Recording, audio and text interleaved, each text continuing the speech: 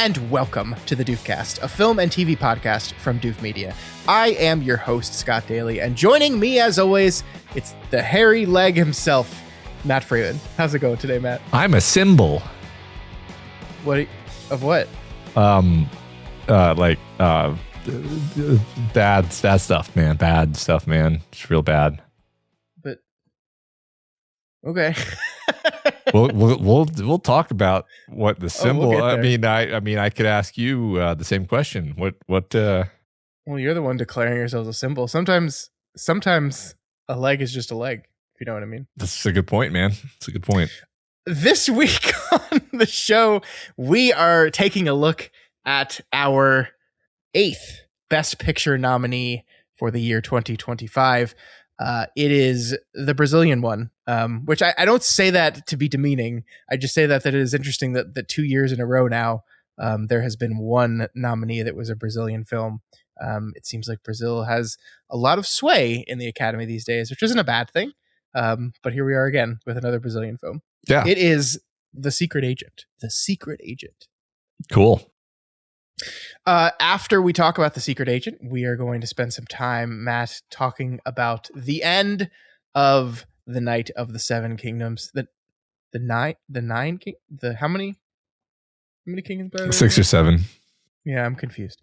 And we'll wrap up the show on that. And maybe do you want to briefly talk about this huge Warner Brothers news at the end of the show too? Sure. Maybe? We'll see. First, let's get into our main segment of the day, and that will be talking about the Oscar-nominated film, The Secret Agent. Matt, what is this movie all about? In 1977, a technology expert flees from a mysterious past and returns to his hometown in Recife in search of peace. He soon realizes that the city is far from being the refuge he seeks. Is that how you say that? Nope. I don't know.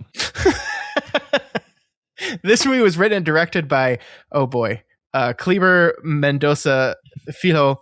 You know, I speak Spanish pretty well, but Portuguese. Not the same. Yeah. It written and directed by him, and it stars Wagner Moura and a whole bunch of other names I'm going to not try to pronounce because, well, that's just insulting to those people. Yep. Matt, The Secret Agent, what'd you think?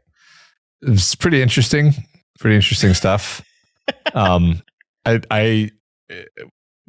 only thing you and I have talked about before sitting down here is I guess I felt similarly toward this movie as I felt about the movie we talked about, the Brazilian movie we talked about last year, where in both cases it's about people trapped in a incredibly terrifying and suffocating system, in fear of their lives. They're very different movies. Let me say that. Sure. Does this movie even claim to be a true story? I wasn't clear on that, actually. I do not believe so. However, and maybe this will help make sense of some stuff for you.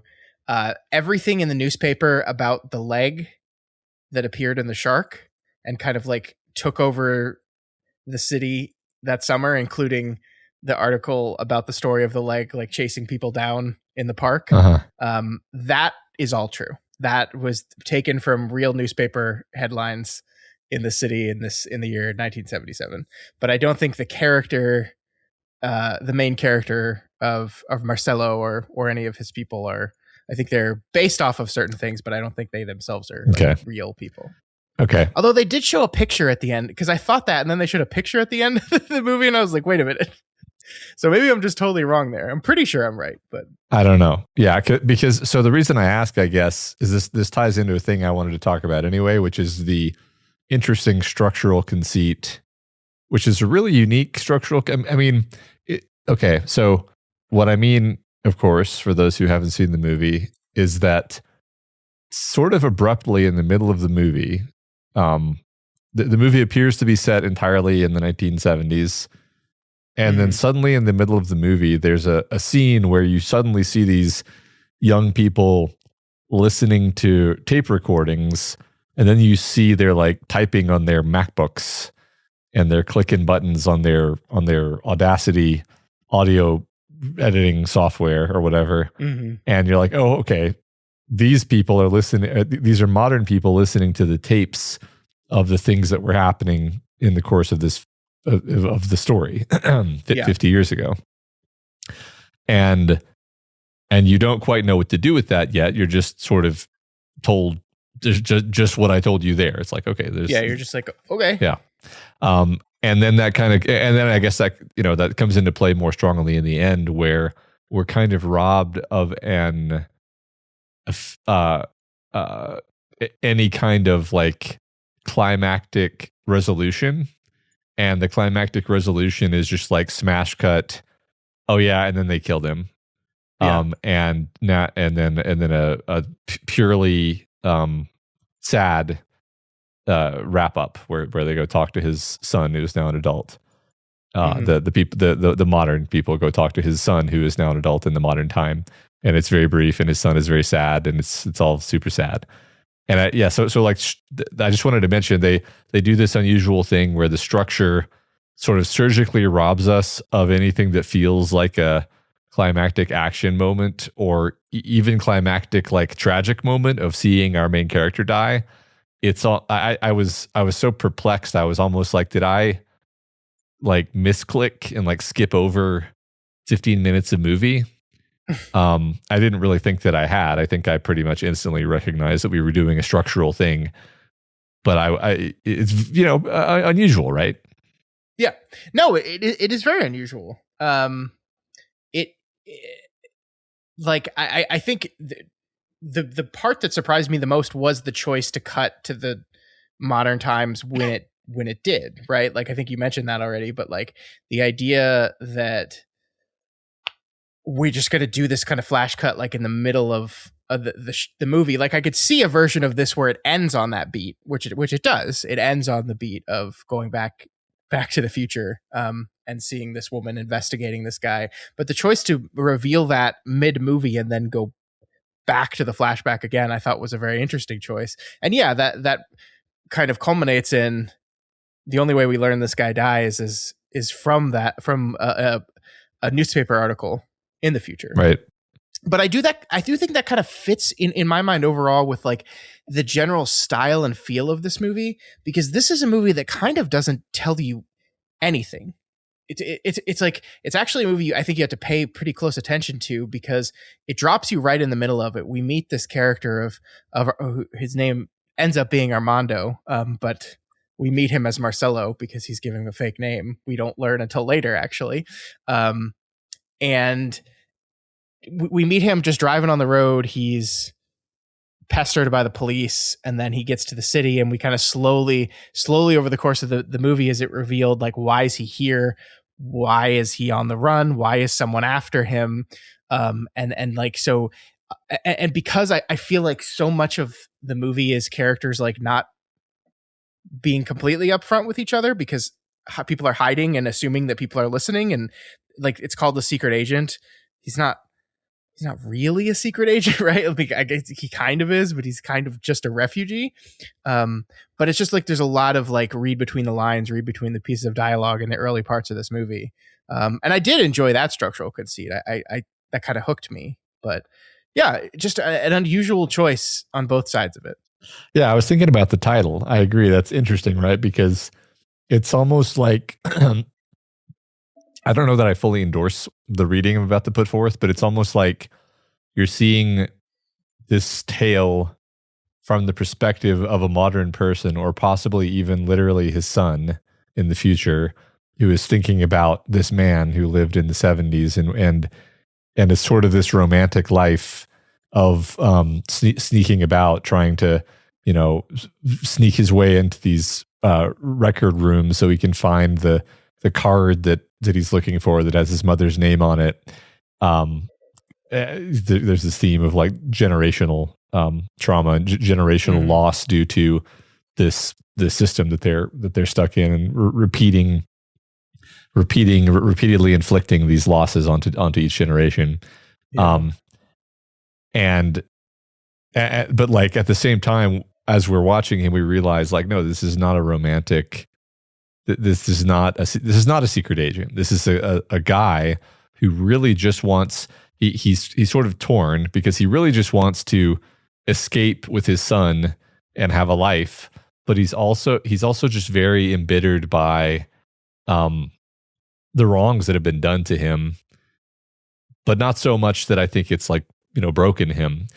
And it's just felt very human and nuanced. And like you said, the order in which we learned information felt very sort of avant-garde, where I was paying attention, and I still don't think I could tell you like who was the guy who was trying to kill him and why was he trying to kill him exactly. It's just sort of I read the Wikipedia later, and it was like, well, he was a corrupt. He had government ties, and he was a corrupt businessman. And I was still like, okay, but why does he want to kill the guy? Like, why would you want to send assassins? Like, I just don't. Because he punched his son at dinner. Yeah, I mean, I think that's the answer, but that doesn't feel satisfying, right? I think you're right, though. I think that's all it is. Yeah, but I think this is ultimately like kind of the point of this movie is this very real idea of you're introduced to this guy and he's traveling 3 miles, and we're like immediately like, and we know the movie's called The Secret Agent. So we're like, oh, who's this guy? And he's heading to this town, and what's he going to do there? Oh, and he's meeting up with people, and they're like winking and like talking to each other secretly. So like, oh, he's like a spy for the resistance, and he's going to like be implanted somewhere. And then he gets to work at the Bureau of Information or whatever. And like, he's there to spy on them and collect information for the resistance and yada, yada, yada. And the answer to all those is no. Yeah. he's a research like professor at a university that just pissed off the wrong person and now is on the run for his life, and he's done nothing wrong. Mm-hmm. Like he's done nothing wrong in the broader sense of nothing wrong, but he's also like done nothing like legally wrong even in this government. Even in the corrupt government, he's also not broken any of their laws. Like, I mean, that's the big difference I think between this movie and I'm Still Here. I'm Still Here. This man was murdered by the government. It's horrible and awful, but he was like secretly planning to try to overthrow the totalitarian government, right? Like, he was doing those things and they killed him for it, and it's wrong and bad, yes. But this was just a guy, and he didn't do anything. Yeah. He just punched a kid who was rude at dinner, and then all this stuff happens to him. And I think that's ultimately the point to me. Yeah. I think that's really good. I like that a lot. There's I don't know what word to use for this. It's because whimsy is definitely not the right word, but it's whatever word it is. It's on the shelf near whimsy, because I'm thinking about the recurring motif of the Jaws and the idea of a shark. It's like, what's the word for whimsy? But it's like dread laden. It's I know what you mean. I don't know if there is there's probably a German word for that, but I don't know. I mean, like it feels surreal at times. Maybe is yes. Like there's. Okay, just to lay it out, right? Like one of the first things we see is this horrifying image of the tiger shark with a human leg sticking out of its gullet or gut, I guess. The boy wants to see Jaws, and they keep telling him it's too scary. You can't see Jaws; it'll give you nightmares. Trying to protect him from the danger. The whole idea of Jaws gives you this feeling of dread, right? It's like Jaws is evocatively a symbol for the idea of there's being something lurking under the surface that could kill you at any second. That's what sharks are, and that's what this guy's life is, because he's being hunted. Even before he knows he's being hunted, he feels that he's in danger, and he's correct. Yeah, I think that's everyone's life in this kind of existence. Like, I do think one of like the recurring images of this movie is like dead bodies, and like almost as if to say, like, if you have to live in this world, like, you just eventually have to like get used to there just being dead people laying in the street at all times, because like death is just ever present in this. And it's like, people, I mean, I'm not like judging the people, but it's just like, you live in this system, and there's just bodies. Like, we're talking about, like, the recurring beat is like Carnival has 91 dead this year, and the cop like cavalierly is like, we're gonna get to 100 before this is through. And it's just like, death is everywhere. It starts with the first moment where that person was killed and is just lying there at the gas station, and no one cares. Yeah, that might have been my favorite part of the movie, the beginning, because just because it's such a perfect little short story of the guy pulls up, there's a dead body lying there. The gas station attendant is a well-meaning guy. He's like, I called the police. They said they'd be out here Wednesday or whatever to come check on the body, and then the cops show up. Are they here to check on the body? No, they're here to shake down this guy for no reason other than, I guess, his car looks kind of nice, maybe. And then they steal his cigarettes and let him go. But after basically just intimidating him. Mm-hmm. And you just get this feeling of sickness at the injustice and just lack of sanity of this world. Yeah. And I love all that imagery. And one of the things I want to ask you about, I was thinking about this. This leg, this hairy leg, that becomes this recurring motif until we get the most surreal scene of the whole movie is when they are playing basically a version of the news report for us. This was written in a real newspaper as news, was that a severed leg hopped into a park and started beating the shit out of people. Just so happens to be queer people, right? This was, like, in my estimation, the police just rode into the park and beat the shit out of these queer people. Mm-hmm. And then they planted a story in the paper about how, it's the spooky leg that everyone's interested in. That's what did it. It came back from the dead and punched and kicked all these people. Like, that was my read. I don't know. The movie, I don't think ever comes right out and says that, right? But that was my read on it.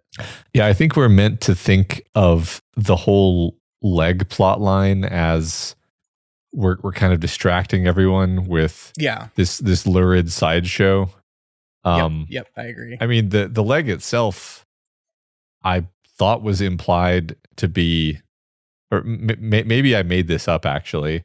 Maybe I just assumed this, but I thought the leg itself was sort of implied to be like from someone that these murderers had killed, and now the leg they threw a body in the ocean. The tiger sharks are scavengers.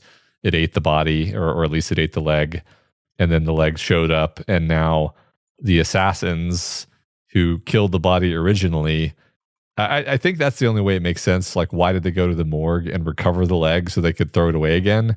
It's like, well, this is the leg of somebody they want to get rid of. They want to hide. This is evidence to what they did. Right. Yeah. No, I think that's exactly correct. Yeah. So, but then it gets turned into this sideshow, right? This distraction, this almost entertainment. I feel like the fact that it takes place during a festival essentially, and we see these several times there are people in these ceremonial sort of costumes, and it's very kind of aggressive and colorful and distracting, and I'm like, it's all kind of carnival. It's all kind of elevated and distracting and hyper real, covering like a very mundane kind of terror. Yeah. In the meantime, the police are rounding people up in the streets and throwing them in the back of the van and associating with hitmen, right? Like that one scene when the two hitmen get to the city and then hang out with the cops to presumably dispose of some bodies of some people that they have in the back. I don't even know. It's just there's death and violence everywhere and corruption, and nobody can do anything about it. It's just like a normal part of life. Is like the idea of like this little girl just gets run over, right? And then people are dead in the street. Even the barber, like some guy just runs into his barber shop, and then some other guy runs in and he shoots him and then runs away. And that's what we do. Yeah. That's what we do here. And it is corrupt and awful. And in the middle of it, we have, this guy who has lost his wife, who loves his son, and is just trying to survive. Yeah. And he's not trying to do anything. He's not trying to overthrow the government. He ends up getting help by I think those are part of the resistance movement, the people that ultimately help him, but that's not his goal. It's just tragic and awful. It's just the way that these things like destroy everyone. Yeah. Yeah. Really quite a downer of a movie. I Yeah. like, I guess there is kind of an action set piece in this movie, right? So I was thinking about that. Yeah. I was mulling over what we said about like the whole secret agentness of it, where it's I think that's playing with this idea of these sort of the sorts of thing that are happening are the sorts of thing that might happen in your standard thriller, right? You've got Sure. assassins hiring assassins, and then he cleverly recognizes the assassin is after him because the assassin says his real name, and he slips away, and then the assassin kills cops and then shoots the it's a not only is it an action set piece, it's actually a fairly tense and well directed action set piece. It's just then like I said earlier, we're robbed of the conclusion of it because it's just like, oh, and then he died later. So we don't even know who got it. But what was it? Was it the guy who got shot in the leg, or was it the other guy who was the partner of the one who was shot?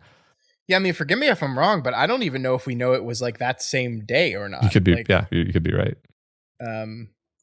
I think it's such an interesting choice to the point where it really wants me to sit there and examine it, because I think maybe the point is ultimately that like it doesn't matter. Like none of that is like dramatic or exciting. It's just the mundanity of life here. Yeah. Is that now he got shot. Yeah. Bummer. And that's it. Yeah. But yeah, I mean, like there's part of me that's like, I mean, you're just sad because you want him to get away, of course. So it like, I don't think I would have like liked it better had I gotten to see that he got shot. Yeah. I mean, it would have been maybe a dramatic scene, but it wouldn't have like made me feel better about anything. Yeah.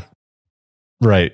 I think it's interesting. I definitely keep coming back to that as a choice, right? Because it's the ultimate moment of deconstruction of this concept of him being a secret agent. It's like, well, he's not the protagonist of a thriller, actually. He's just this poor guy who was killed, like you said, for no reason. And it's just tragic.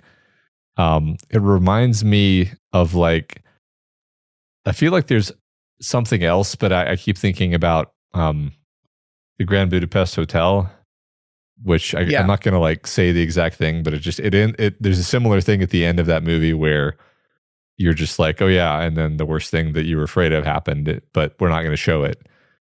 We're just going to say it, and you feel you feel slapped in the face and punched in the gut because you're like, oh, for some reason that feels way worse than if we got to see that happen in a dramatized, movie feeling story moment where we were kind of given license to feel catharsis.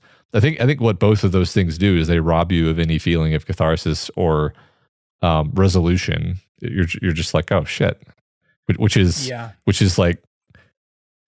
kind of how you should feel about tragedies. Yeah.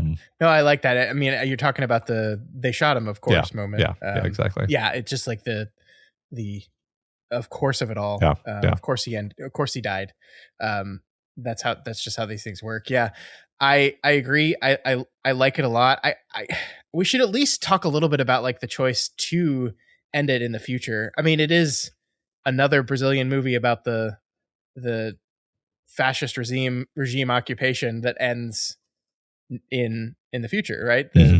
I'm Still Here ended the same way.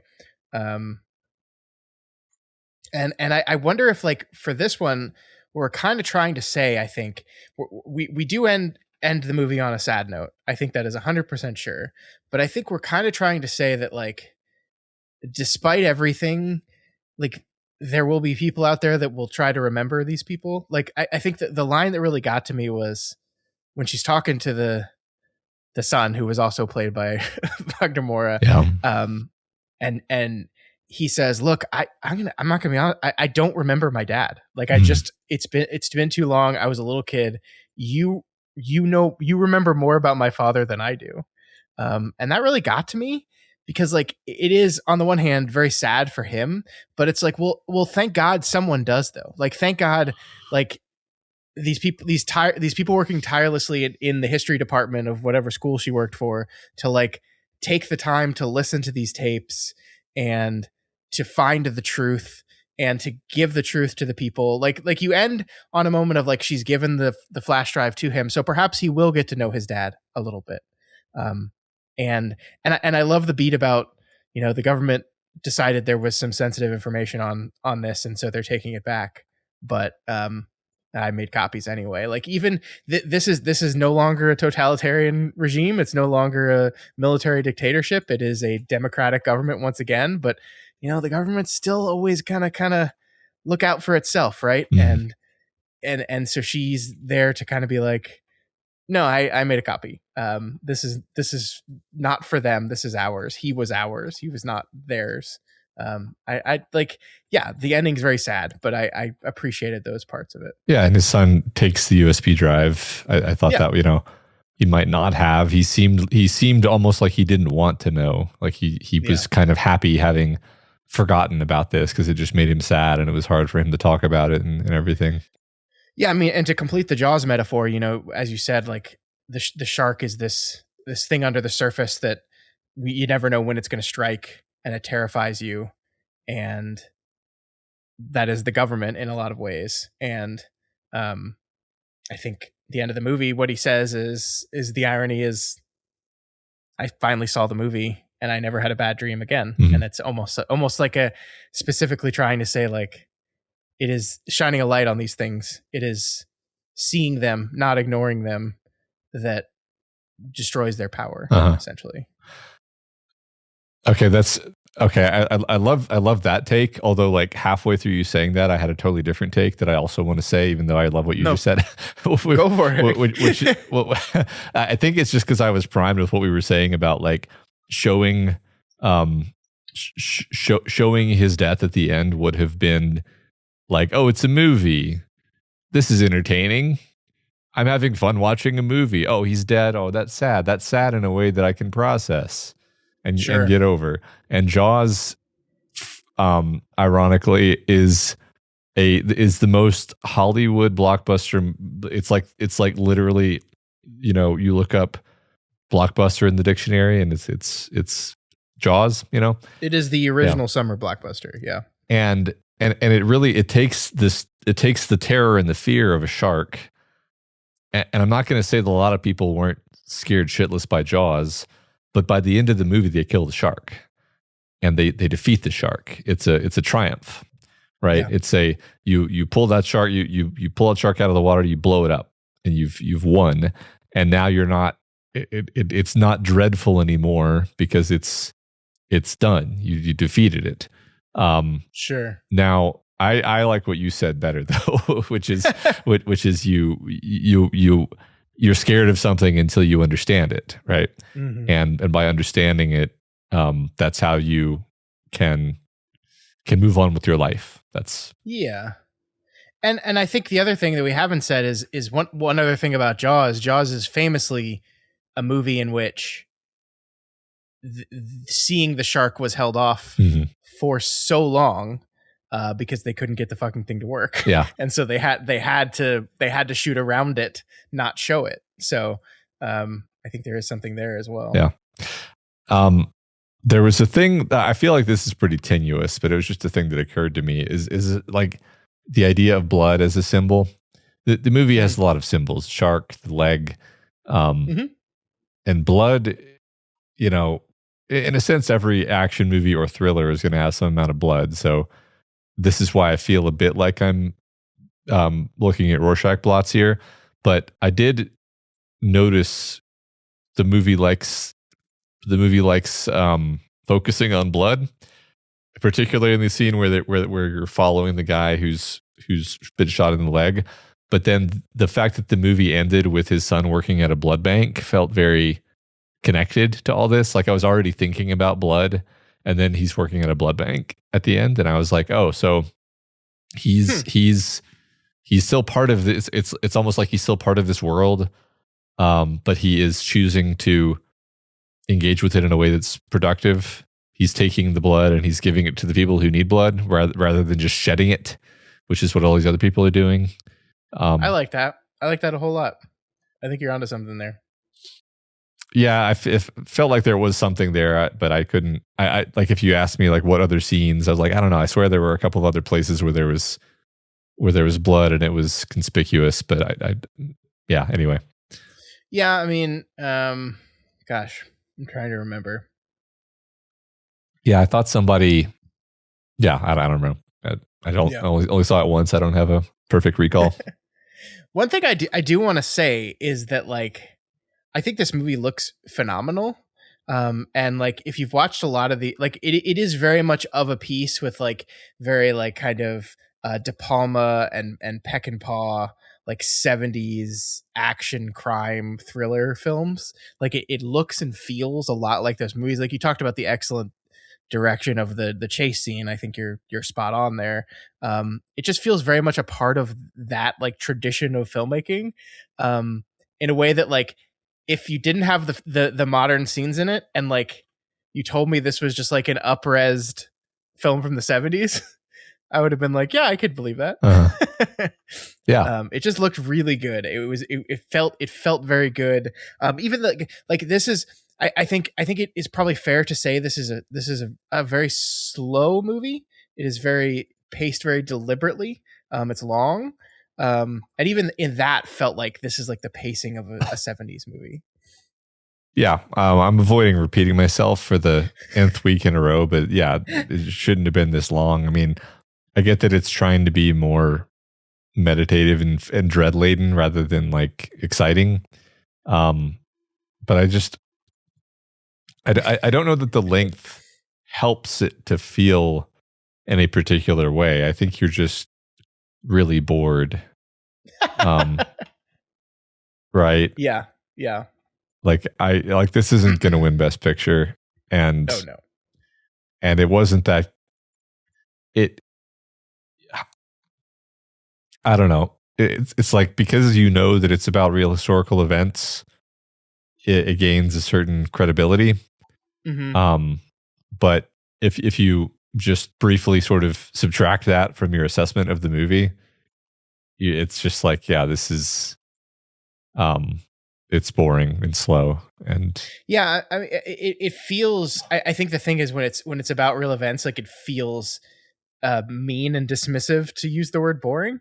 And that's kind of how I felt about I'm Still Here, the movie last year. Like that was even more of a true story, right? This was about a real person that was really taken by the government and murdered. And his wife didn't find out about it until decades later. And that's awful and tragic. But also, that was a really slow movie. And it's hard to, it feels bad to think those things, I guess, was my reaction. Yeah, I mean, this is an interesting thing to talk about, I honestly think, because like I forget what year it was that we covered The Zone of Interest, which is a Holocaust movie.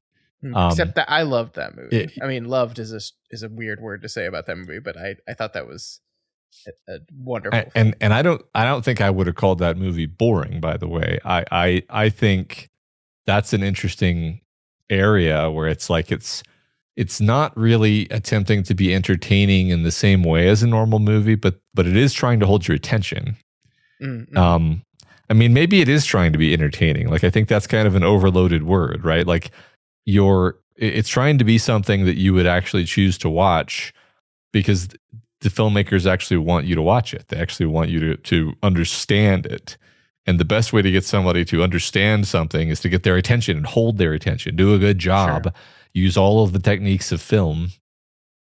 And Schindler's List is one of the most famous movies ever, period. But definitely probably the most famous Holocaust movie, and that is a Spielberg movie that is very entertaining. Like again, I mean, I share your feeling that there's a weird ickiness with saying it that way, but it's like, no, Spielberg knows exactly what he's doing. He's trying to make the movie super watchable because he wants you to watch it. He wants to Yeah. get inside your head, and he wants to touch you with these emotions and rip your heart out. And he can't do that unless he's trying to make a good movie, right? So Yeah. I say all of this to say, or to, conclude, like, I don't think we're like off base or dismissive or whatever to say, hey, even if it's about real events, even if it's supposed to leave you with a morose feeling of dread and regret and sickness, like, you should still make a movie that I want to watch. and I just have to once again say that movies shouldn't be 2 hours and 40 minutes. That's But see, I thought this movie got there with that eventually. I will concede the point that like it probably took too long to get there. And yeah, I mean, this was not like a edge of my seat riveting watch. I was like appreciating it on an artistic level, and enjoying what it was doing. But I would also argue, yeah, it probably shouldn't have been that long. But I did think it, like I thought the end was like an exciting movie to watch. sure. Just took its time. Yeah, I mean, I didn't hate it. I don't think I hated the I'm Still Here either. I think I liked both of these movies a similar amount, which is hey, that was informative and well acted and well shot, and I didn't know about this place or this time or this historical event, and now I do. Yeah. But I definitely wasn't having a ton of fun watching either of them. So It's very fair. Yeah, I think I did like this one a little bit more than last year's. I think it is kind of the peck and paw of it all that I just like thought was fun. But I totally understand why you feel similarly about them. They're movies trying to do different things, but ultimately like shine a light on a very awful period in history. They can't keep getting away with it. These damn governments. I know. I did really like Wagner Moura, the main actor. Yeah. I found him very charismatic, a lot of star power. I agree. Easy to watch him do stuff, I totally agree. He's got it, man. Yeah. He's nominated for the acting Oscar. He won the Golden Globe, I think, but I do not think he will win for Best Actor. But no, this was a really good performance by him, and I loved, like, I don't know, there's just something about these 70s movies, man, where just like they feel tactile, like, and I weird calling this a 70s movie because it's a movie that takes place in the 70s, not a movie from the 70s, but it's clearly trying to be.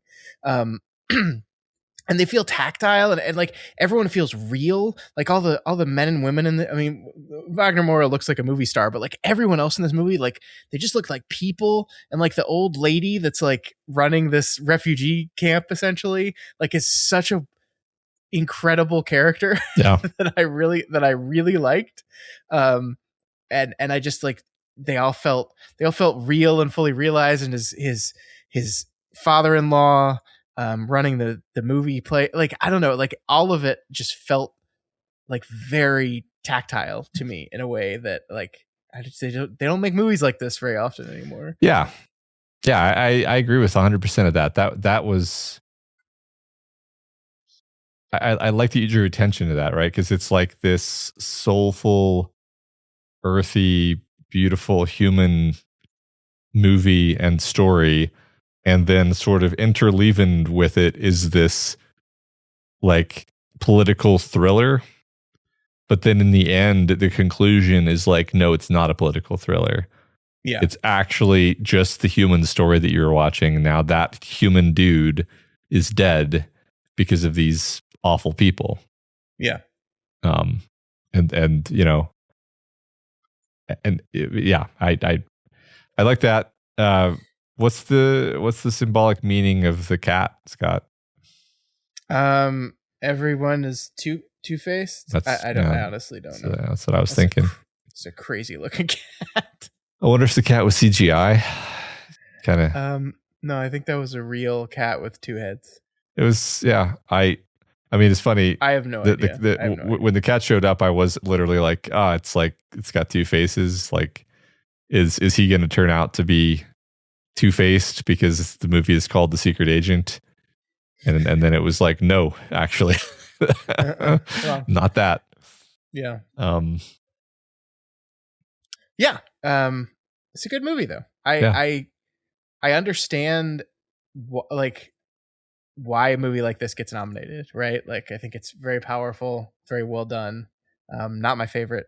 I will agree with you on that, but I enjoyed my time with it. Probably a bit too long. I've seen some reviews that are like, that kind of try to say delicately everything else that we just said there, where it's like, I appreciate everything this movie is trying to do, but man, it's just so slow. Yeah. And I think I completely understand that opinion. It's pervasive, right? I think I'm just going to have to make a rule where I don't talk about this anymore, because I mean, I don't know what else to do. Like, the alternative is, like, every movie we cover from now on, I'm going to be like, why are they doing this? This is stupid. Like, it's just making the movie worse. Everybody likes a tight 90. Get us in and out. And like, you can definitely make a good movie in 90 minutes. I know that. We all do. Just do that. Unless you're making The Return of the King. It's the only one that's allowed. It's the only one that's allowed. But like, again, it's like, okay, well, they're not going to listen. And it's boring to listen to me repeat myself every week. So I'm just going to try to stop if I can. I don't know if I can, but I can try. Well, luckily for you, the next two movies we have to watch are shorter than this one. Well, that's good. By 20 minutes. Oh, cool. Oh, good. Yeah. But, I mean, I don't know. Like, I still sometimes think like a movie is exactly as long as it's supposed to. I'm not disagreeing with you here, but I think a really good movie that you're loving, you won't care if it's 3 hours. It's just, I think this is a movie that is very slowly, deliberately paced, and that not only is that pace slow, but then it's long on top of that. Like I wonder what a slow, deliberately paced 90-minute movie feels like. Yeah. I don't know. I'm trying to think of an example of one. Yeah, because I mean, normally when you call a movie 90 minutes, what you're saying is it's a fast paced, quick movie. Right. But you could do this sort of. Yeah.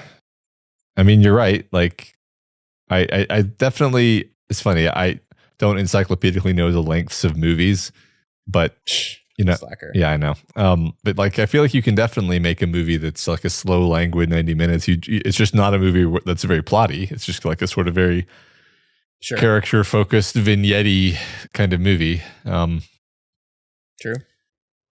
And that could be enjoyable. I mean, pacing and length are really quite unrelated, right? Like, we just covered a bunch of TV shows. We're about to talk about a TV show. Mm-hmm. TV shows run many, many hours, but you don't hear me saying like, why did they make the TV show 15 hours? You should have been able to tell the story. It's like, no, because every one of those pieces of the story was well paced individually.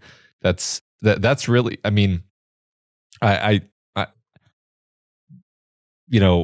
it's not, I guess you're right that it's not literally the actual like runtime that I'm complaining about. It's the fact that it's like, this story did not need to be this long. Yeah. I think that is true. I think there's a way that they could do this thing and tell this story. And like, you can say, like, the eternal argument with this kind of thing is like, okay, well, the slowness of it is part of it.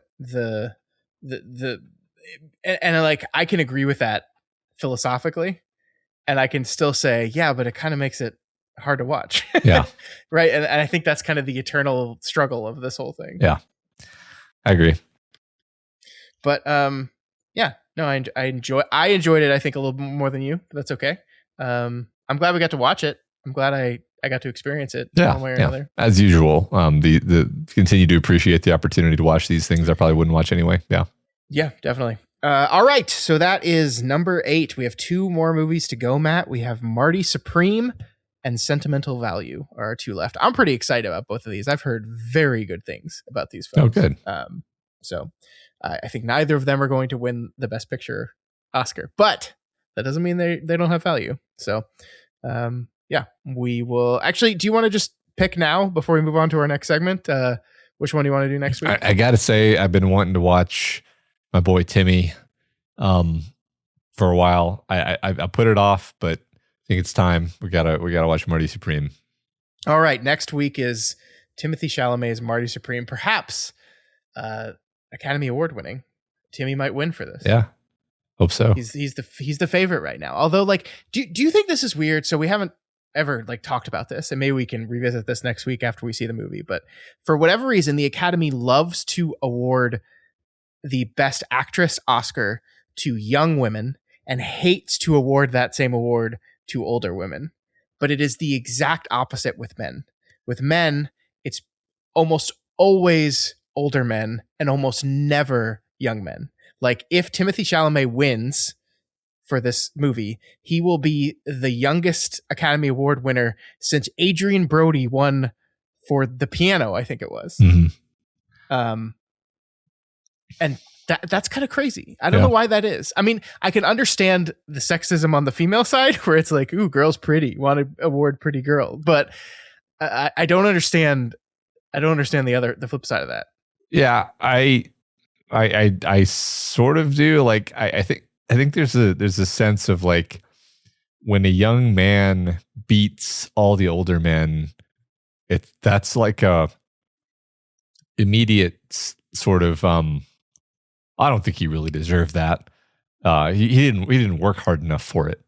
You know, like we have a kind of like masculinity and hard work and grit are all kind of bound up together. And if you see this fresh faced kid win over all these guys who have clearly put in the time, then it actually kind of reads as disrespectful in a weird way to our psyches. Whereas I don't, for whatever weird sexist reason, it doesn't read the same way when it's a woman. It's just kind of like, because girl pretty. Yeah, right? It's because girl pretty, and because you're like, oh, like look how happy she is. You know. Yeah. No, I think you're exactly right here. Actually, yeah. Well, I hope Timmy bucks the trend because Timmy pretty too. Yeah, Timmy pretty. Yeah. He works really hard. Like that's the thing everyone likes about him is he does work really hard. So yeah, he's not like just a pretty boy, right? He's a really cool dude too. Yeah. Like every time I've heard him talk about art and stuff, like I would be very, I mean, we haven't even seen the movie yet. Maybe I'll wait to conclude on this next week, but I would be happy for him to win just on the principle of the thing. Yeah, me too. Yeah. All right. So that'll be next week. We'll be talking about ping pong. It's going to be like when we did that ping pong anime, but different. Yeah. That was a great anime, actually. I think we both liked that. Yeah. Great anime is like, just feels bad on the mouth. It was great on the scale of anime. Yeah. Everything has to be graded on a curve. Yeah. We talked about Christopher Pike's Midnight Club. Yeah. And we definitely graded that one on a curve. I think so. And we enjoyed it. Yeah. Yeah. Great anime. Yeah.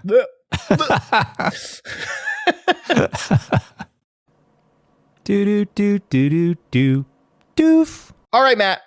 A Knight of the Seven Kingdoms. I don't know why I forgot. I dropped the S there. Let's talk about the finale, episode 6. I believe it was called On the Morrow is the name of the episode. I should have looked this up before I started talking. It feels right. Full spoilers for the entire first season of the show. What did you think of this last episode? I enjoyed it. I mean, I figure we might also talk about the whole show holistically now that it's over, but because really relatively little happens in this last episode.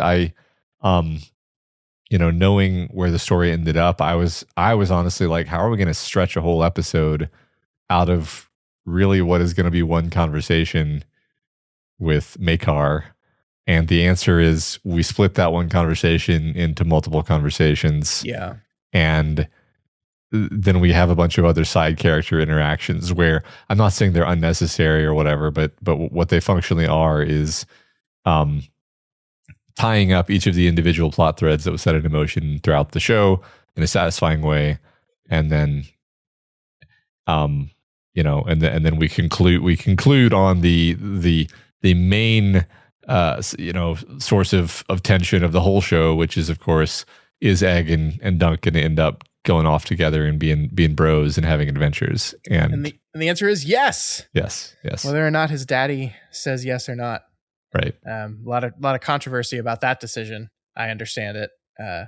I don't know why, but I think it's simply because in the book, my reading of the book, this is me once again not having read the book in like 20 years, but my reading of the book was that Makar just gave him permission. Mm-hmm. And it kind of does change the complexion of things if he didn't, but I don't really care. Like that didn't bother me at all. It certainly implies a certain amount of like, oh, now they're on the run from the crown. Yeah. But I honestly legitimately think what's going to happen here, and the way we're going to just whistle past it, is like Makar didn't explicitly give him permission, and he went off and did it on his own. But then once he's gone, Makar is going to be like, okay, I'll just let him go. Yeah. I just feel like that's what we're going for here, because I agree. Like I was listening to a podcast that was talking about how in the book he never comes right out and says yes, he may go with you, but there is maybe a form of character growth in the Makar character of like realizing that this might be the only way to save his son. Yeah. Like that's the thing, is it's ambiguous enough because we don't actually see inside anybody's head, right? Sure. My interpretation of the book was that Makar acknowledged Dunk's point that it's the fact that these princes are so spoiled and they're raised as if they're gods, and that's what breaks them and makes them into giant assholes. Yeah. And that it would be better for his son if he were raised like, among the common people. Mm-hmm. But that's an assumption. Right. And in fact, you could even buy, I feel like the show performance Makar version of the character leaves you with enough room to think that, like, I think he probably thought that Dunk had a good point, but that doesn't mean that it was such a good point that he's going to let his son be raised by a wandering vagrant. I just, when he says he's the only one I have left, or something like that, man, what a performance by this guy who up until this point you just kind of saw as like a conceited asshole. Yeah. Like he liked fishing, and like all those like heartbreaking lines. Oh man, I loved it. Yeah. Yeah. And then Egg, seeing his hair grow back and being that light blonde color and almost being horrified by that fact, I thought was very, very powerful stuff as well. Where it drives him to grab a knife and go murder his brother. Yeah. And then his father stops him, but he's like, I get it. Yeah. I'm not even mad. I thought all that was wonderful. I was, of course, I kind of, again, I hadn't watched this, but like, I don't think it's like a surprise to see the Dunk and Egg go off together at the end. That just like felt that's where the story was always going to go. You know what I mean? Yeah. But I like the emotions of getting there, I thought was just very effective. And I really did enjoy this last episode. I do have one thing negative to say. Okay, not negative, but there's a thing that, like, maybe you just disagree with me here. I miss when season finales were finales. Like, I maybe it was Game of Thrones that did this first, but there's like this HBO thing now we do where the penultimate episode is the climax, and then the final episode is the denouement. Yeah. And we do this with like every show now. Every show does this. And I was listening to a podcast about Buffy, of course, as I do. And I was thinking back to watching that show, and the finales are the finales, right? There is a denouement at the end of the finale, but like that episode is the climax of the season. And there's a part of me that just kind of misses that, because I think there's something so powerful and exciting about a season finale. And I guess I'm just like generally mourning. I'm not like calling out the show specifically, but I'm just generally mourning the fact that we don't really do that anymore. I agree. I mean, as you were talking about, first thing I thought of was the best of the TNG finales, where it was like, holy shit, I can think of many examples of that, and yeah, now it's all denouement. I mean, look, I really liked this season of television overall, but I'll just go back to the first thing I said, which is like, I didn't know how they were going to stretch one conversation into a whole episode, and the answer, I guess I said it in a nicer way, but it's like, well, they kind of padded it out. They kind of stretched out what was really a pretty atomic plot beat into multiple conversations where functionally nothing happened in the first conversation because we couldn't resolve it. So we had to let it happen again. Which again, it's literally just like, well, we got to fill up an hour. So I didn't mind the stuff where he gets to talk to Lionel Baratheon and talk to the Fossaway kid and like no, I loved all of it. I loved the Fossaway kid being married with a kid that's definitely not his kid. But I'm just like, he seems so happy and excited about it, and I'm like, sure, dude, you do you. Yeah. I loved the Maester of Baratheon. It's like his wounds are mortal. They're these. He'll die. Get out of here. He's shit Maester. Yeah. And then I love that so much. Yeah, it's great. It's great. Like, the show was phenomenal. So when I complain about this thing we do, I'm not even. I'm complaining about like the decision of the industry as a whole to move towards this. Like, even some of my favorite shows do it. You know. So sure. Yeah, I mean, as a whole, it contains some of.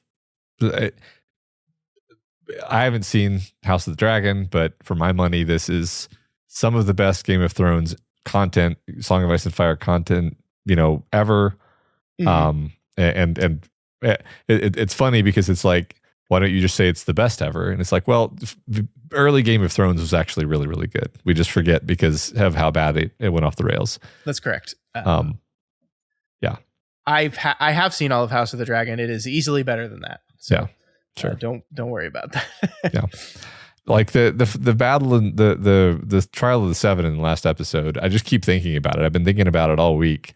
It's that gratifying thing where you go online, see what people think about something, and it's just uniformly everyone is like, this is so awesome. Yeah. This is like great. The best. Like it's hard to even think of a better, like armored knight battle in anything.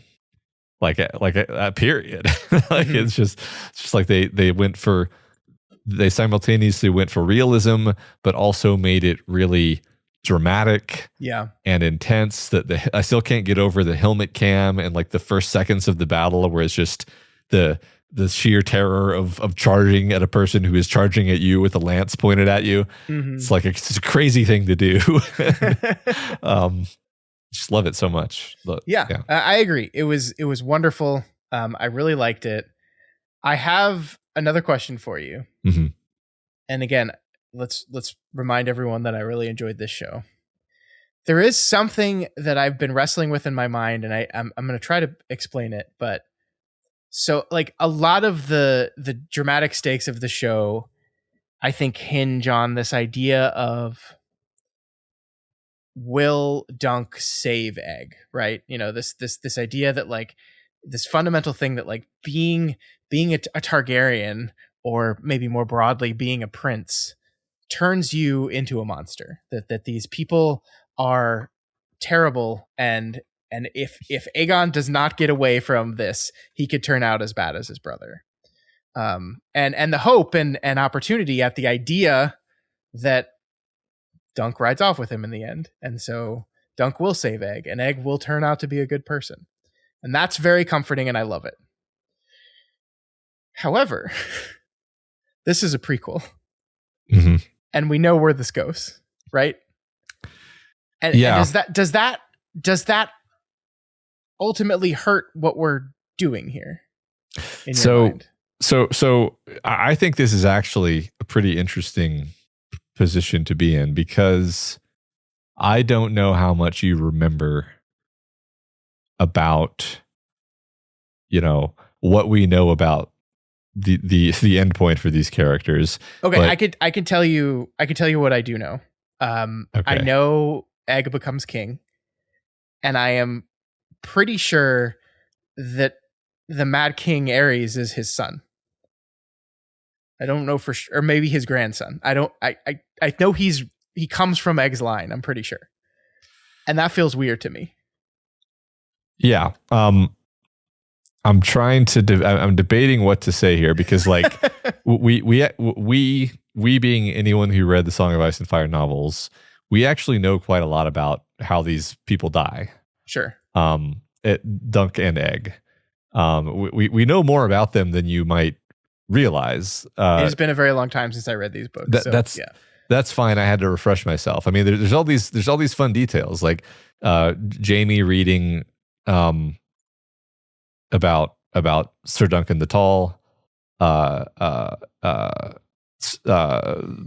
the Bold being knighted being knighted by Egg after unseating Sir Dunk at a tourney. That's where Sir Barristan received his knighthood, right? Like so these characters are like beloved by George R. R. Martin, and they're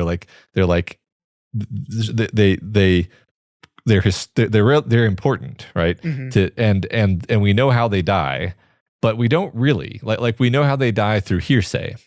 So that's kind of why I'm interested. Okay, there's a long-winded way of me saying we know all this hearsay stuff in the way where George R. R. Martin likes to play with our expectations and like set up an expectation and zig and zag and keep you guessing or cause you to make an incorrect assumption about what the case is, and then do a different thing.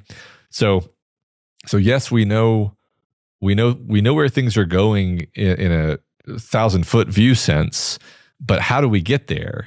Yeah, that's actually what is extremely engaging to me, because I'm like, I know exactly how these characters die. I know exactly what situation they're in.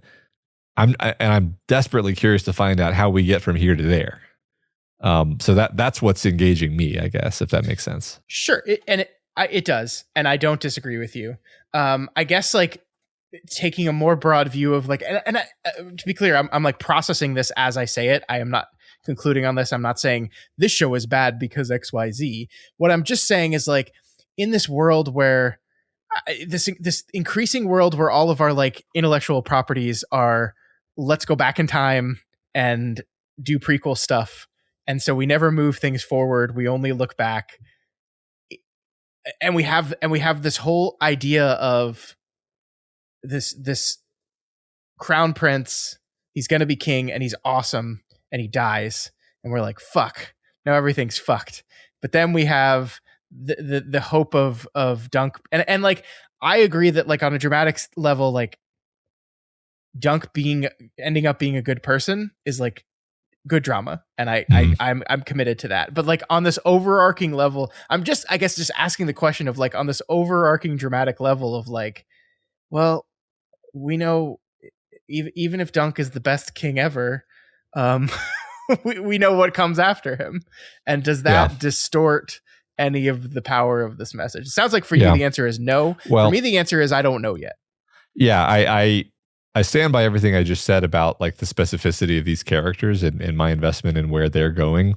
Mm-hmm. But I do think at a broader level, I actually basically feel you that George R. R. Martin's world is such a cynical shithole that I'm just like, it's really it's hard to care in a world where you expect and in fact know that everything is going to end up being worthless, and everybody's going to die horribly. And I mean, it's like a point of like, I'm so glad Dunk made Egg a good person.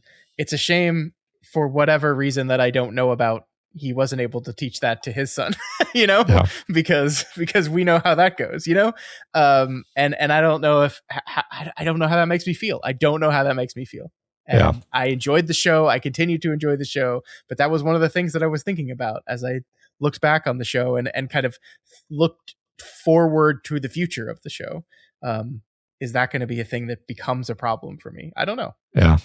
Well, if it eases your mind at all, actually, Ares the Second, the Mad King, is the grandson of Aegon the Fifth. So it wasn't his boy. It's not It like he's wasn't- like yeah. like in his first generation he fucked up. It's correct. just his son did a shitty job. His son did a shitty, and maybe, you know, I don't. His son is Jaehaerys, and I'm like, yeah, I don't know anything I don't about know him. who the fuck that guy. Yeah. Yeah. So, yeah. So Okay. Well, I mean, I think it's a fun thing to think about, and it's going to be fun to revisit the show. I feel like my understanding of the show is that they are going to try for the annual release thing. So, like this time next year, we could be talking about the end of season 2 of the show, which would be pretty awesome. Yeah. I hope they're able to pull that off. me too. But we'll find out. They got two more novellas of George's to adapt, and then I don't know. They're gonna have to figure some shit out. Yeah. They're gonna go off script, and we're gonna have another Dave and Dan event. Damn it. All right. Did we want to do discussion question now, or did we want to talk about Netflix? Talk about Netflix real quick. Yeah, we can talk about that real quick. So, for those of you that don't know, I think we talked about the initial reporting of the story. Gosh, it felt like forever ago. I don't know how long ago it was, but Netflix was in the position to buy Warner Brothers and not all of its assets. They just carved out the streaming assets. Paramount was not happy with this, and they countered, and they were given that time to counter, and they came in, Matt, at $31 a share for the entirety of Warner Brothers, which equates to $11 billion. And Netflix said, "Okay, we're out." Uh-huh. And so it seems like, unless the government steps in at this point, Warner Brothers will be purchased by Paramount, and 2 of the biggest studios in Hollywood will become one very large studio. I think when we talked about this, both options in this whole thing were bad, right? I think that's the thing you said, is like neither is good. I think there was some disagreement between a lot of the pundits of like which is worse than which. I think the mood in the industry from what I've seen so far is that this is the worst outcome, that what is happening now, that these 2 studios, I guess if you're in the industry, this will be worse for you because there's a lot of crossover between jobs in these 2 studios, and like more people at Warner Brothers will be fired due to this merger than possibly would have been at Netflix. So, okay. So I was just going to ask you what makes it worse. And it's basically just the size of the industry effectively shrinks. Yeah. I mean, and the number of places you have to go sell something, right? Like if you're a writer or you're a director and you're trying to get someone to make your movie. Yeah. And if you have 10 different people to try to sell your movie to versus 3, right? Yeah. That's worse. Yeah, no, definitely. It's just a little less competitive. Yeah. Yeah. So yeah, I mean, like, I think the argument was that Netflix would be taking Warner Brothers on and like expanding what they do. Where like the Paramount Warner Brothers merger is 2 actual studios that do exactly the same thing, just merging together. And so that seems worse in a lot of people's estimation. I think this is silly. I think okay, so Paramount is backed like one of the richest people in the world. Who created Oracle? I don't. Larry Ellison. Yeah, Larry Ellison. His son is David Ellison. Is the person who purchased Paramount. So like they have the backing of one of the richest people in the world in this. So like no one rich person is going to lose money on this transaction, but like I have to think that they're overpaying for this asset. I just have to think it. Yeah, probably. I mean, I don't know. I don't really. I continue to not understand how this business works and why. I mean, I guess it's just so weird to me because the product that they make, I guess it's becoming highly competitive now. One way of looking at this is, we've been talking for ages about how just people don't go to the movies anymore. The ticket sales have just plummeted, and so both. I guess the argument perhaps is, I'm not saying I believe this, but one could say there's not enough revenue coming in to support two studios. There is enough revenue coming in to support one smaller studio where we maybe lay off a ton of people and sell some property and kind of reconsolidate to a smaller footprint. So we could just keep fighting until one of us goes bankrupt, I guess, or which will ruin both of us likely. Or we could just merge. I mean, merging for the sake of reconsolidation during a downswing is a thing that happens in my industry all the time. It's it sucks for everyone involved. Certainly, tons of people get laid off. Just huge percentages of people get laid off. But at least it allows the assets to be managed continuously rather than the companies just totally declaring bankruptcy. Again, it's like that's a pretty meager silver lining, but that's kind of, it's funny. Until this moment, sitting here talking about this, I never quite made the analogy to the industry I work in, where it's just like, yeah, this is a downswing. This is a contraction of the industry. What do you do during a contraction? Well, you got to have some mergers because there's not enough. There's literally not enough revenue coming in to support the company at its current size. Sure.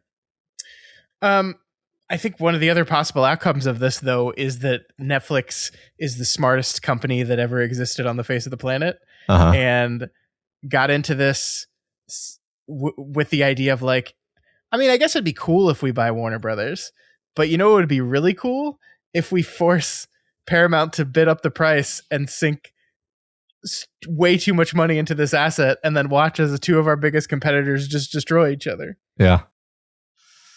Yeah. It's interesting. Where does, I guess the money goes to the shareholders? Is that how that works? Yes.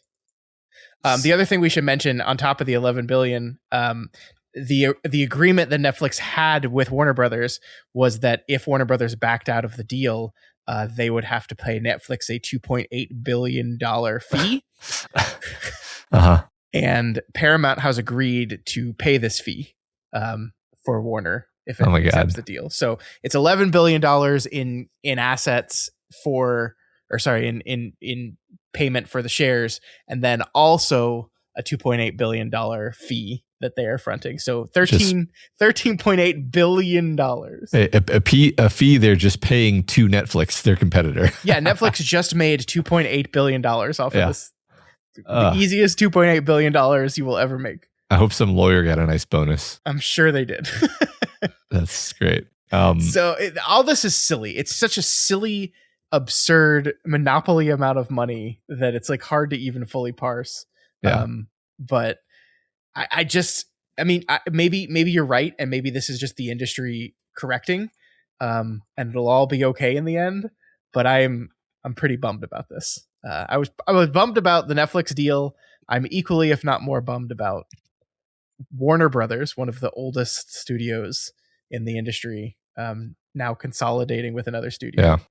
Well, I can be right about it being a necessary consolidation, and you can still be bummed about it because it reduces the diversity of the types of movies that get made. It reduces the competition. Really, no upside, right? Definitely. And this is I don't know, right? Like I'm guessing like this is downstream of just the contraction of the industry, right? Just less money is being spent on movies, so. in a sense, it's inevitable that you're going to make fewer movies. There's going to be less variety if less people are paying for the product, right? But it sucks though. Yeah. Yeah. If you like movies, this is not good for you. Yeah. But we'll see. We will see. We still have the hope that President Donald Trump will stop this. Yeah, we'll see. I doubt it. I don't think so. I have never felt less about something ever. Like, I don't. I mean, we'll see. Sometimes these things take so long that maybe it'll be 2028 or 29, and a new president that has that is very anti these kind of mergers will get in power and put a stop to it. But I don't have a lot of faith in that. Yeah.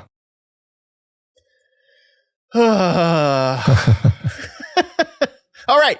Let's move away from this sad, depressing news and talk about Shakespeare a little bit more. All right. So our discussion question from last week was, what is the best Shakespeare adjacent thing? Aqua Lungfish says they appreciated our conversation. They say, I was kind of in the same place as Scott after watching this. Thought the filming was gorgeous, but the story felt lacking except for the last 20 minutes. And after this, I think I like it more. Oh, thank you. That's good. That makes me happy. He's talking about Hamnet. Yeah. We were talking about Hamnet last week. They say, can I just say, like, half of the show gargoyles? It's Shakespearean on multiple levels. Firstly, it's just got that feeling all the time. There's a lot of tragedy, a lot of comedy, a lot of what people would classically call Shakespearean. On top of that, there's tons of straight Shakespeare references and characters. For example, the character of Puck is a fairly major side character to the extent that they do a Midsummer Night's Dream riff for a few episodes. More notably, Macbeth is a major antagonist, and his backstory is just to play Macbeth, just with a gargoyle added in to the sidelines who becomes a similarly immoral rival. The show is excellent, as evidenced by the picture of my son standing on the arm of a chair, roaring at the ceiling as if he's bursting free of a stone sleep. And there's a lot there for adults and Shakespeare fans too. I love the cartoon Gargoyles. I haven't seen it in forever, but I definitely watched it a lot as a kid. I definitely haven't watched it since I was a kid. You can find bits of it on YouTube, though. Apparently, it went on way, way, way longer after I stopped watching it. Yeah, things tend to do that. Yeah. I didn't realize the world stops when I stop observing it. I don't like that. Next, we have Don Zest, who says, quote unquote, they have said that Sons of Anarchy was loosely based on Hamlet. Have to squint pretty hard to get there as far as I'm concerned. I've never seen Sons of Anarchy, although my wife has and has told me again and again that I would really like it. So maybe one day I will actually watch that. Cool. They also go on to say, I've always found reading Shakespeare intimidating. My saving grace is that literature professor in college told me Shakespeare needs to be experienced, not read. Here in St. Louis, they do an annual Shakespeare in the Park festival. It's outside, it's free, and it's great. I love that. I do. So I like reading Shakespeare, and I did, like, we recorded Hamnet, and I was like, I told you that I started to watch the Kenneth Branagh Hamlet at like 1 a.m, which is ridiculous because it's 4 hours long. I did not finish it. But I did go back and actually just read Hamlet again. Wow. And it's like, I think reading Shakespeare is delightful, but where I agree is that I just think truly it's written to be performed. And if you like, if you can't get out to the theater, I think it's best seen live on a stage. But I understand not everyone has free Shakespeare in the Park or can afford theater, because theater tends to be very expensive. So I think like movie adaptations are like the next best thing, right? I just really agree. Read it, enjoy it, but it's meant to be seen. Yeah, it's like reading a screenplay. It's like, yeah, you can do it, and it's enjoyable, but it's for a movie. Yeah, I agree. Cool. Last one. Great Vale fan simply says, Rosencrantz and Guildenstern are dead. I don't think I've ever actually finished watching that, but I love the avant-garde, humor of it. It's wonderful. I love it. I've never seen it on stage. think I've just seen the film. Part of the film. Yeah. Yeah, that was good. Thank you for those answers, everyone. What are we doing? What are we doing next week? Next week, the question is, what's your favorite 70s crime thriller? Dude, I've got so many of these. There's so many good ones. Bonus points if it verges into being a sad, depressing political thriller, I guess. But well, here's the thing about movies in the 70s. I think everyone decided at some point that real movies, real art, just were movies with endings where the heroes lose and everything's bad and awful. So they did a whole lot of that in the 70s. Yeah. Okay. So easy to pick a sad movie for sure. Good point. All right, folks, that is all we have for you this week. If you have any opinions on The Secret Agent, on A Night of the Seven Kingdoms, or just want to answer that discussion question, you can reach out to us via email at doofmedia@gmail.com, on Twitter @doofmedia, on Instagram @doofmedia. But the best place to answer those discussion questions will be reddit.com/r/doofmedia, where you will find a thread for this episode and can throw your answer right there. That's right. If you're not already subscribed to this podcast, we encourage you to do so and ensure you never miss an episode. You can find us on iTunes, YouTube, Google Play, and pretty much anywhere else podcasts can be found. And if you like what we do here and want to support us, please go over to patreon.com/doofmedia and pledge at any of the available dollar levels. Or if you cannot afford to do that, please pledge for free. That is the best place to get a hold of us. And there's tons of bonus subscriber content for you over there. Speaking of which, book club is coming up. If you're listening to this on the 27th of February, it's coming up tonight. Tonight, we will be covering The Mercy of Gods. It's the new James S.A. Corey. I say new. I think it came out a year ago, and the sequel is actually coming out this month. It's new to me. James S.A. Corey science fiction novel. We're going to be joined by Elliot to talk about this book on the show. So please stop by YouTube tonight at 9:30 p.m. Central Time and chat with us about that book. Yeah. Also, please consider rating and reviewing us on Apple Podcasts.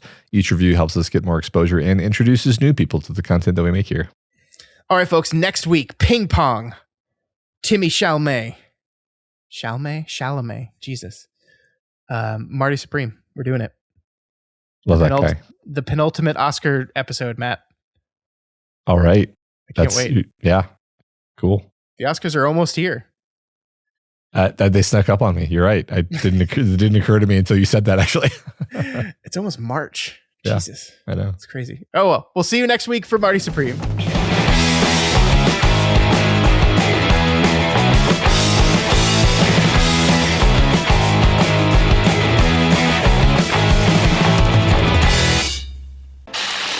My name is Doof, and you'll do what I say. My name is Doof, and you'll do what I say.